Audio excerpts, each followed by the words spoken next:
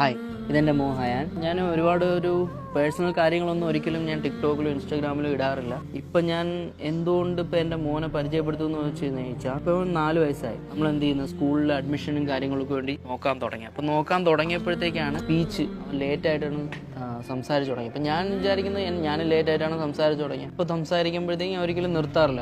അപ്പോൾ എൻ്റെ മോനും അങ്ങനെ ലേറ്റായിട്ട് സംസാരിച്ച് തുടങ്ങുമെന്ന് വിചാരിച്ചു.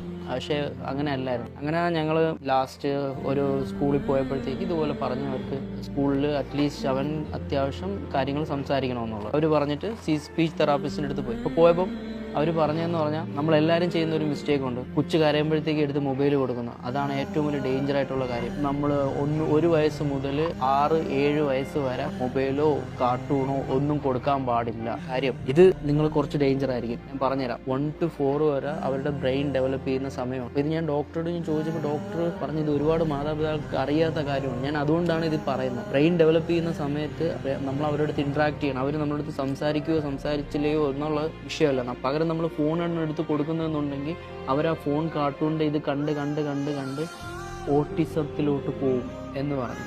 ഇതാണ് എന്നെ ഏറ്റവും കൂടുതൽ ട്രിഗർ ചെയ്തൊരു കാര്യം. ഓട്ടിസം എന്ന് പറയുന്ന പേര് ഇത് ഭയങ്കര ഡേഞ്ചർ ആയിട്ടുള്ള കാര്യമാണ്. സ്ക്രീൻ ടൈമിംഗ് എന്ന് പറയുന്നത് ഭയങ്കര ഡേഞ്ചർ ആയിട്ടുള്ള കാര്യമാണ്. ഇതിനെക്കുറിച്ചൊരു അവയർനെസ് എല്ലാവർക്കും ക്രിയേറ്റ് ചെയ്യണമെന്ന് എനിക്കൊരു ആഗ്രഹം ഉണ്ടായിരുന്നു.